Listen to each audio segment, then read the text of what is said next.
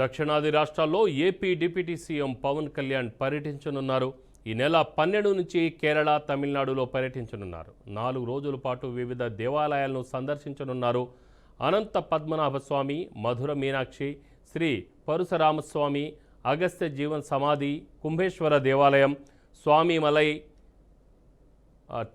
తిరుత్తై సుబ్రహ్మణ్యేశ్వర స్వామి ఆలయాలను దర్శించుకోనున్నారు. సనాతన ధర్మ పరిరక్షణలో భాగంగా పవన్ కళ్యాణ్ పర్యటనపై ప్రాధాన్యత పెరిగింది.